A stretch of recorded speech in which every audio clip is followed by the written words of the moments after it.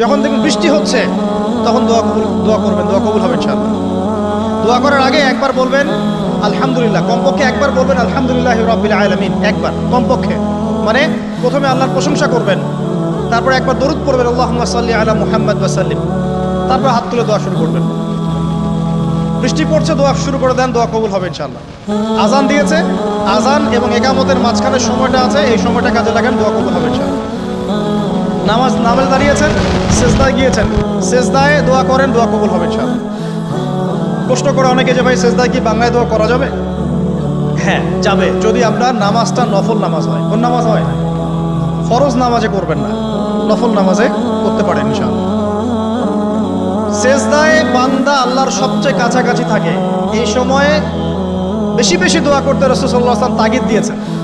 দোয়া করলে ডাইরেক্ট কবুল হবে ইনশাআল্লাহ। পিতা মাতার খেদমত করে দোয়া করেন, দোয়া কবুল হবে ইনশাআল্লাহ। এখন তো পিতা মাতার খেদমত মানুষ করতে চায় না। এটা সেই যুগ যে যুগে পিতা মাতার সাথে দাস দাসীর মতো আচরণ করা হয়। সন্তানরা ভুলে গেছে তোমরা যে তোমরা একদিন পিতা মাতা হবা। আমরাও কিন্তু একদিন পিতা মাতা হব। যারা বিয়ে শাদী করেছে, সন্তান সন্ততি হয়েছে, তারা জানে যে প্রসব বেদনার একটা সেকেন্ড, এক সেকেন্ড বা 1 মিনিট প্রসব যে বেদনা মায়ের হয়, এর ঋণ আমরা সারা জীবনে শোধ করতে পারবেন? এ কারণেই মায়ের পায়ের নিচে জান্নাতের কথা বলা আছে। মাদের সম্মান আল্লাহর কাছে অনেক বেশি, মেয়েদের সম্মান অনেক বেশি। এই নারীবাদী ফ্যামিলিস্টরা যা বুঝিয়েছে, ইসলাম এমন নয়। তো ইসলাম এমন নয়, ইসলামে মেয়ের মর্যাদা সবচেয়ে উপরে। সেই মেয়েদেরকে আমরা এখন কি করেছি? কাপড় চোপড় সব কমিয়ে কমিয়ে বেপর্দা করে রাস্তায় নামিয়ে দিয়েছে। যদি একটা মানুষ নিজের সম্মান না বুঝে, তাকে সম্মান কেউ দিতে পারে? নিজেকে চিনতে শিখুন। আমাদের সম্মান আল্লাহর কাছে অনেক বেশি। এটা বলছিলাম প্রিয় ভাইয়েরা, মায়ের পায়ের নিচে আল্লাহ পাক সন্তানের বেহেশতের কথা বলেছে। মা বোনদেরকে 4টা কাজ করতে বলো, অনলি 4টা কাজ। 5 ওয়াক্ত নামাজ যদি ঠিকমতো পড়তে পারে, 1 নাম্বার। 2, রমজান মাসে রোজা রাখে। 3 নাম্বার, পর্দা ঠিকঠাক মতো করে। আর 4 নাম্বার, স্বামীর আনুগত্য করে। ইনশাআল্লাহ জান্নাতের যে কোনো দরজা দিয়ে ইচ্ছা প্রবেশ করতে পারবে ইনশাআল্লাহ। এখানে স্বামীর আনুগত্যের কথা বলেছি, স্বামীর দাসত্বের কথা বলি নাই।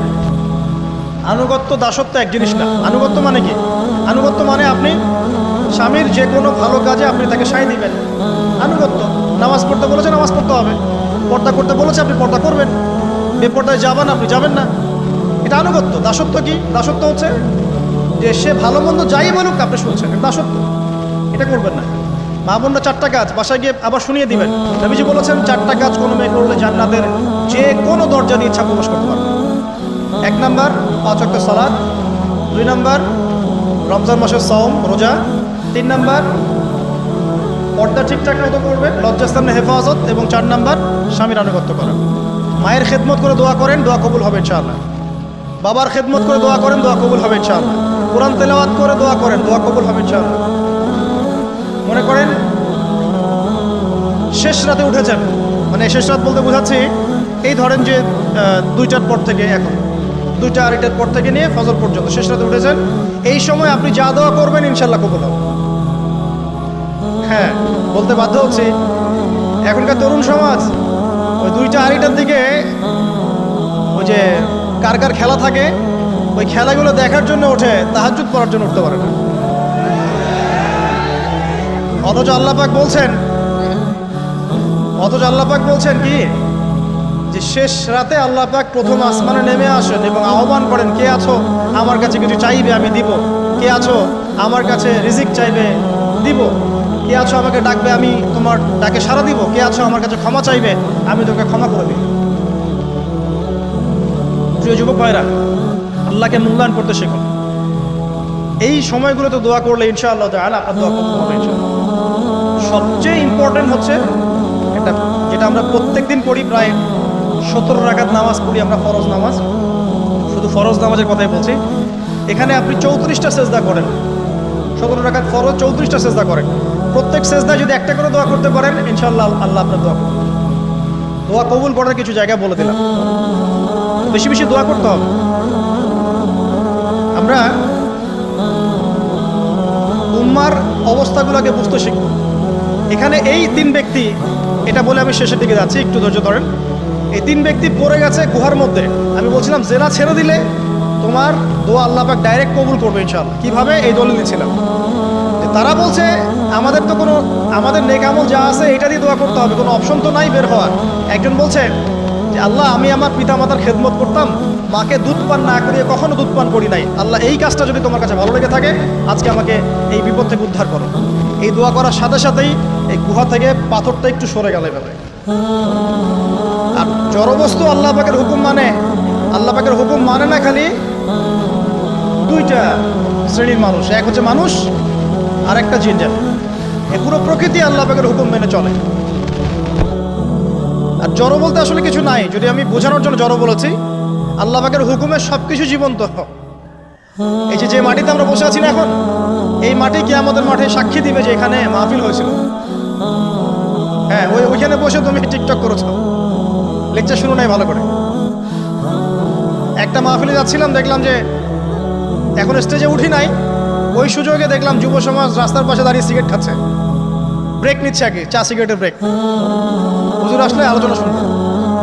এখানে এসে যদি আমরা মানে কোরআন সুন্নাহর বাইরে কোনো কাজ করি, এই মাটি আবার সাক্ষী দিবে। এটা দলিল কোথায় আছে? সূরা জিলজাল পড়ে দেখবেন। সূরা জিলজালের মধ্যে দলিল আছে যে আল্লাহ পাকের হুকুমে এই জমিন কথা বলবে ইনশাআল্লাহ, আল্লাহ পাক হুকুম করবে।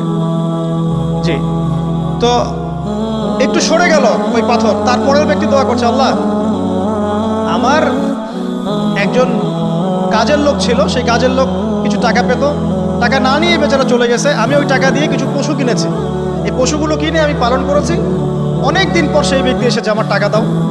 তখন আমি বলেছিলাম যে এই যতগুলো পশু দেখছো সব তোমার। সেই লোক বলছে আমার সাথে কি ঠাট্টা করছো? বলছে না, ঠাট্টা করছি না, তোমার টাকা দিয়ে আমি পশু কিনেছিলাম, এই প্রজনন হতে হতে হতে আজকে এতগুলো হয়েছে, সব তোমার, নিয়ে যাও। আল্লাহ কলিজা দেখেন, আসলে দান করার জন্য কলিজা লাগে, টাকা লাগে না। আল্লাহর পথে দান করার জন্যে কলিজা লাগে, টাকা লাগে না। আর কিছু মনে করবেন না, আমি বিভিন্ন মাহফিলে যাচ্ছি, এই একটা কমন দৃশ্য দেখি এই কালেকশনে। আমার জানা নাই যে এভাবে নাম লিখিয়ে কোনো কালেকশন নবীর যুগ থেকে হয়েছে, আমার জানা। বরং কতটুকু দিয়েছে এটা গোপন রাখলেই ভালো। কে দিয়েছে, কত দিয়েছে জানানোর তো কোনো দরকার নেই। দিয়েছে, নিয়ে চলে আসবেন, শেষ। আমরা কাকে সন্তুষ্ট করার জন্য দেই? আল্লাহ জানলেই তো যথেষ্ট। কি দরকার? জনগণ জানতেই হবে আমি 5,000 টাকা দিয়েছি, এতে আমার লাভটা কি? নেকি উল্টারও কমে গেল। উল্টা 7 শ্রেণীর মানুষ, একটা হাদিস আছে, 7 শ্রেণীর মানুষ কিয়ামতের মাঠে আরশের ছায়া পাবে। কিসের ছায়া পাবে? আরশের ছায়া, যে ছায়া ছাড়া কোনো ছায়া থাকবে না। ওর মধ্যে এক শ্রেণী হচ্ছে ওই ব্যক্তি যে এত গোপনে দান করে, তার বাম হাত জানে না ডান হাত কি দান করছে। এই ব্যক্তি আরশের ছায়া পাবে ইনশাআল্লাহ।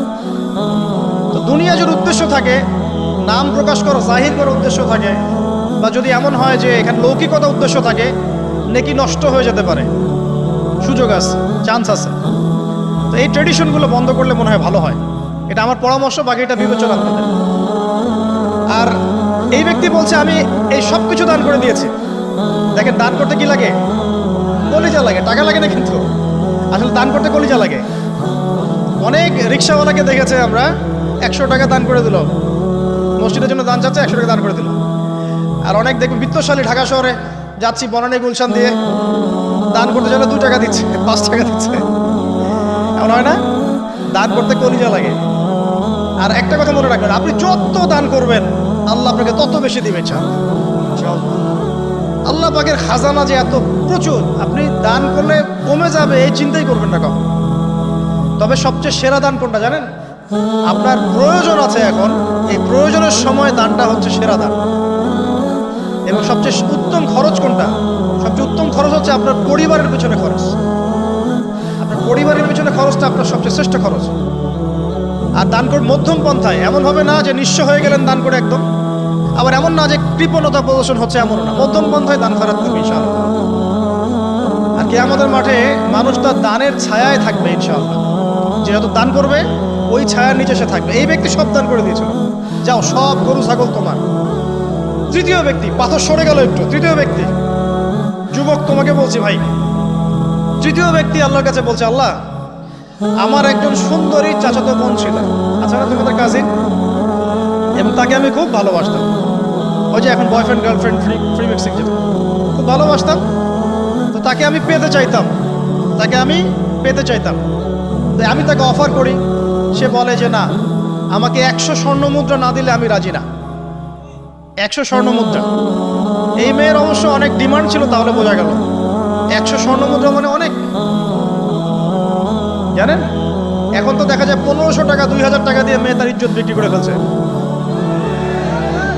100 স্বর্ণ মুদ্রা, আর কাউকে কিছু দেওয়াই লাগে না, এমনি বিক্রি করে ফেলে। কত প্রশ্ন, কত যে প্রশ্ন আসে আমাদের কাছে যে ভাই বা হুজুর বা ভাইয়া উস্তাদ, কত জীবনে এক পর্যায়ে ভুল করেছি, এরকম জেনায় লিপ্ত হয়ে গিয়েছিলাম, প্রেম করেছি, আমি কি করবো, আমার কি ভালো হওয়ার রাস্তা আছে কিনা, বা আমি তওবা করে ফিরে আসছি, আমি কি এখন বিয়ে করতে পারবো কিনা। প্রশ্নের শেষ নাই। বেশিরভাগ প্রশ্ন এরকমই আসে এখন। আরেকটা বেশি বেশি প্রশ্ন আসে, ভাই উস্তাদ হুজুর, আমার স্বামী পরকীয়া আসক্ত, আমাকে দেখে না, এই হয় সে, এইগুলো প্রশ্ন বেশি। পারিবারিক জেনা কেন্দ্রিক যত প্রশ্ন আসে, অন্য কোনো কেন্দ্রিক প্রশ্ন হয়তো আসে। মানে এই যুগটা কি হয়েছে, মানে মানুষকে জেনার উন্মুক্ত করে দিয়েছে একেবারে। একদম স্কুল লাইফ থেকে শুরু হবে বয়ফ্রেন্ড গার্লফ্রেন্ড ফ্রি মিক্সিং, এই বন্ধু পড়তে পড়তেই জেনা হয়ে যায়। কলেজ লাইফে গিয়ে আরো বড় জেনা। ইউনিভার্সিটিতে গেলে তো আর কোনো পাত্তাই নাই। ইউনিভার্সিটির খুব কম ছেলে পাবেন সিগারেট খায় না, এবং খুব কম ছেলে মেয়ে পাবেন যারা এই অবৈধ প্রেম করছেন, খুব কম। এটাকে আমরা প্রমোট করছি আবার। বিশ্বাস করেন শুধুমাত্র সরাসরি সেক্সুয়াল সম্পর্কটাই জেনা নয়, এই মিক্সিংটাও জেনা আল্লাহ পাক বলেছেন। এবং এতে করে আমাদের যুব সমাজে অধঃপতনটা হয়েছে, এটা অন্য কোনোভাবে হয় নাই। কারণ সূরা আলে ইমরান পড়ে দেখবেন আল্লাহ পাক বলছেন যুয়িনা লিন-নাস হুব্বুশ শাহওয়াতি মিনান নিসা, মেয়েদের মধ্যে ছেলেদের জন্য সবচেয়ে বেশি শাহওয়াত আছে, শাহওয়াত খায়েশাত, এটা সবচেয়ে বেশি মেয়ে আকর্ষণ করে ছেলেদের। সমাজের কাঠামো ভেঙে যাচ্ছে তো, সমাজের কাঠামো ভেঙে। আমরা তো বাইরে ভালো মানুষের লেবাস পরে আছি, দেখবেন বহু পরিবারে পরকীয়া চলছে, আপনি জানেন না। ভিতরে ভিতরে আমরা তো লজ্জা এগুলো বলি না, চোখ লজ্জায় বলি না, চলছে এগুলো কমন হয়ে গেছে। ফ্যাশন শোর নামে, বিউটি কন্টেস্টের নামে, এই সেই, মানে অশ্লীলতাকে প্রমোট করা হচ্ছে চতুর্দিক থেকে। রেপ ধর্ষণ দিন দিন বাড়ছে আর বাড়ছে। বাচ্চা কাচ্চা, ছোট ছোট বাচ্চা মেয়ে পর্যন্ত রেহাই পাচ্ছে না। এই কয়দিন আগে একটা মেয়েকে কত পিস পিস করে ভাসিয়ে দিয়েছে একেবারে, দেখেন নাই? কোথায় আছেন? সমাজটা কোথায় গেছে? আমরা ভালো মানুষের মুখোশ করে বসে আছি। একটা মাহফিল করে কি সব হবে? কনস্ট্রাকটিভ কাজ করতে হবে। তারুণ্যের এই শক্তিটাকে আল্লাহর জমিনে দিনের প্রচার প্রসার প্রতিষ্ঠার কাছে ব্যয় করতে হবে। যতক্ষণ পর্যন্ত আমরা এরকম ভালো মানুষের লেবাস সাজে বসে থাকবো না, আমার ঘরেও ফেতনা ঢুকে আসবে, টের পাবেন না। যখন ফেতনা ছড়িয়ে পড়ে ওটাকে দমন করতে হয়। দমন না করলে ওইটা আমার ঘরেও ঢুকবে তো এক সময়। আমি একা ভালো থাকতে পারবো না তো। আরে দমন করার ক্ষমতা আল্লাহ যাদেরকে দিয়েছেন তাদের উপর অবশ্য ওয়াজিব হয়ে গেছে দমন করা এগুলো। তাদের উপর একটা ফরজ ওয়াজিব হয়ে গেছে দমন করা এগুলো, নাহলে আল্লাহ পাক কঠিন শাস্তির সম্মুখীন করবেন। একটা হাদিস বলে সামনে যাই, শেষ করে নিচ্ছি। নবীজি বলছেন একদিন ঘুম থেকে উঠে চোখ ঘষতে করছে, লা ইলাহা ইল্লাল্লাহ, আল্লাহ লা ইলাহা ইল্লাল্লাহ। তার স্ত্রী সামনে যায়নাব বিনতে জাহাশ রাদিয়াল্লাহু আনহা, তিনি বলছেন ইয়া রাসূলুল্লাহ, কি হয়েছে, সমস্যা কি? নবীজি বলছেন ওয়াইলুল লিল আরব, আরবদের জন্য ধ্বংস, মিন শাররি কাদ ইকতারাব, কি ভয়ঙ্কর ফিতনা ধেয়ে আসছে। তখন তার স্ত্রী বলছেন ইয়া রাসূলুল্লাহ আনুহলিকু ওয়া ফিনা সালিহুন, আমাদের মধ্যে সৎ মানুষ ভালো মানুষ থাকা অবস্থাতেও কি আমরা ধ্বংস হয়ে যাব? নবীজি বলছেন বালা, অবশ্যই, নাম, হ্যাঁ অবশ্যই ধ্বংস হবে। ইযা কাসরাতুল খাবাস, যখন সমাজের মধ্যে অশ্লীলতাকে ছড়িয়ে পড়ে, যখন সমাজের মধ্যে অশ্লীলতা বেহায়াপনা ছড়িয়ে পড়বে, আলেম জালেম সব ধ্বংস হয়ে যাবে। এই সময় এখন আসে নাই? হারাম, একটা সামান্য একটা হারাম ঠুনকো একটা খেলাকে নিয়ে সারা বিশ্ব কি করতেছে দেখেন নাই? কি পাগল হয়ে গেছে একেবারে। কি অবস্থা মানুষের মধ্যে, কে খেলে তারও ঠিক নাই, ওই দেশের লোক আমাকে চিনে কিনা তারও ঠিক নাই, নিজের কোনো ব্যক্তিত্ব গায়রত কিছুই নাই। আশ্চর্য একটা জাতি। কে খেলছে? ভাবখানা এমন যে আমরা মনে হয় যুদ্ধ করে কাফেরদের সাথে দ্বীন ইসলাম কায়েম করে ফেলছে একদম, ভাবখানা এমন। অথচ এগুলো তৈরি করা হয় কি জন্য? যাতে মুসলিম জাতি একদিকে ফোকাস করে থাকে, অন্যদিকে ওরা তাদের উদ্দেশ্য সাধন করবে। সারা ওয়ার্ল্ডের চেহারা একদিকে ফিরাইছে, এদিকে দেখো, এই যে খেলা দেখো, আর বাকি পিছনে যে কাজগুলো ঠিকই করছে ওরা। কি কাজ করছে কয়দিন পরে দেখতে পারবে। পাবলিকলি আমি বললাম না, কারণ বললে সব বুঝবেন না, আর সব জায়গায় সবকিছু বলতে নাই। ওদের উদ্দেশ্য ওরা কখনো ভুলে যায় নাই। ওরা চাচ্ছে সারা বিশ্বটাকে শাসন করতে এবং মুসলিমদেরকে দমন করতে, এবং আপনাকে খেলতামাশায় ব্যস্ত রেখেছে। লাচো এখন যুবকদের কোনো হিতাহিত জ্ঞান পর্যন্ত চলে গেছে এখন। হিতাহিত জ্ঞান, তোমাকে এইভাবে চুল কাটতে কে বলছে? তোমাকে এইভাবে চুল কাটতে কে বলছে? এদিকে একদম ছিলে রেখে দিছো, এখানে মাঝখানে উঁচা একটা ময়ূরের মতো রেখে দিছো, মানে এভাবে চুল কাটতে তোমাকে কে বলছে? কে তোমাকে মেসির ফলো করতে বলছে? তোমার জন্য রাসূল সাল্লাল্লাহু আলাইহি ওয়াসাল্লামের বাবরি চুলের সুন্নত নাই? আজীব একটা ব্যাপার। দাড়ি রাখছো, বিরাট কোহলির মতো দাড়ি রাখছো, কেন? রাসূল সাল্লাল্লাহু আলাইহি ওয়াসাল্লামের মতো ছাড়া দাড়ি রাখতে পারো না? আশ্চর্য। আমাদের আদর্শ চিন্তা হবে না? নবী সাল্লাল্লাহু আলাইহি ওয়াসাল্লামের মধ্যে এত সুদর্শন হ্যান্ডসাম মানুষ থাকতে আমি কাকে ফলো করব?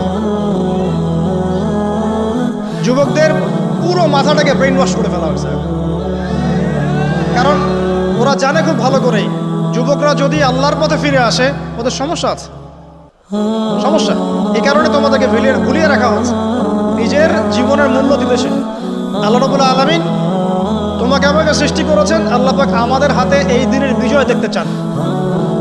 আল্লাহ পাক চান যেন আমরা আল্লাহর দিনটাকে পালন করি, প্রচার করি, প্রসার ঘটাই। ইনশাআল্লাহ এক সময় দিন প্রতিষ্ঠা হবে ইনশাআল্লাহ। আমরা যদি খেলতামাশায় মত্ত থাকি তাহলে দিনের প্রচার কে করবে? প্রসার কে করবে? আর সব কি ওলামায়ে কেরামের দায়িত্ব? সাধারণ মানুষের কোনো দায়িত্ব নাই? সবাই এখন এই যে ডক্টর হতে চান, ইঞ্জিনিয়ার হতে চান, ভালো কথা, হন। এবং সবসময় দেখা যায় আলেম ওলামাদের সবার ভুল ধরার চেষ্টা করতে থাকেন। আপনি নিজে আলেম হচ্ছেন না কেন? তাহলে আপনি নিজে আলেম হন না কেন? নিজে একজন মুফতি হচ্ছেন না কেন? নিজে একজন মুহাদ্দিস হচ্ছেন না কেন? এতই যদি ভুল ধরতে পারেন অনলাইনে, আপনি নিজে একজন আলেম হয়ে দেখান না কেন? তারপর দুটো কথা বলেন যাদের সামনে, দেখেন মানুষ কিভাবে রিসিভ করে। কত সহজ এই কাজটা। নিজে কিছু করছেন না, সারাদিন মানুষের পিছনে লেগে আছে।